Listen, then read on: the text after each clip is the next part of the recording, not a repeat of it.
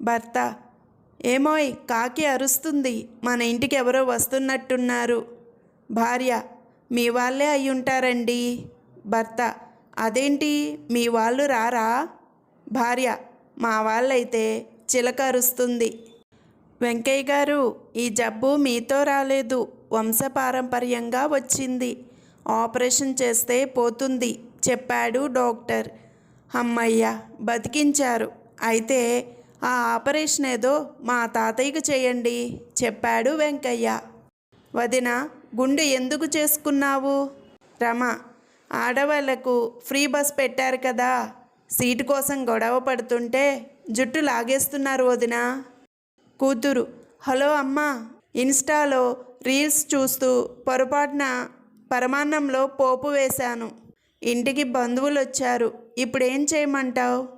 తల్లి: దానిలో కప్పు పెరుగు వేసి రాజస్థాన్ వంటకం అని చెప్పి పెట్టేయి. కూతురు: అనుమానమేమీ రాదు కదా?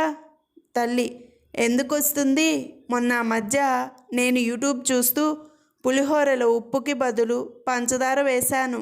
తర్వాత గుర్తించి దానిలో కాస్త మిఠాయి రంగు వేసి ప్రసాదమని మీ నాన్నకు పెట్టేశా. పంతులు గారు: ఏమయ్యా, పెళ్ళికి అక్షింతలు చల్లమంటే అందరూ కలిసి యూరియా చల్లుతున్నారు, ఏమిటయ్యా ఇది? పెళ్ళికొడుకు: పెళ్ళంటే నూరేళ్ల పంట అంటారుగా పంతులు గారు, అందుకే బాగా పండాలని నేనే ఇలా సెట్ చేశా. నాకు మా ఆవిడకు ఏమైనా గొడవైతే నేను వెంటనే మా ఇంట్లో బావిని చెక్కతో మూసుంచుతాను అని చెప్పాడు రవి తన స్నేహితుడితో. ఏం, మీ ఆవిడ అలిగి నూతిలో దూకి ఆత్మహత్య చేసుకుంటుందని భయమా? అడిగాడు స్నేహితుడు. కాదు, నన్ను తోసేస్తుందని చెప్పాడు రవి. డాక్టర్: సార్, నా మందులతో మీరు మళ్ళీ యవ్వనం ఉత్సాహం పుంజుకుంటారు సుమా. రోగి: వద్దండి డాక్టర్, నాకు వచ్చే పెన్షన్ ఆగిపోతుంది. మీ వయసు ఎంత?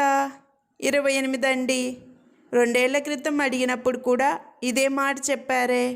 2 ఏళ్ళు పోయాకైనా అదే చెబుతానండి, మాట మీద నిలబడే వంశం మాది. అప్పారావు: రోజు కొద్దిసేపు ఆటలాడితే ఆరోగ్యంగా ఉంటారట. సుబ్బారావు: అవునా? అయితే నేను రోజు క్రికెట్, ఫుట్బాల్ ఆడతాను, అంటే నేను ఆరోగ్యంగా ఉన్నట్లే. అప్పారావు: ఎంతసేపు ఆడతావు? సుబ్బారావు: అదా, ఫోన్లో ఛార్జింగ్ అయిపోయే వరకు.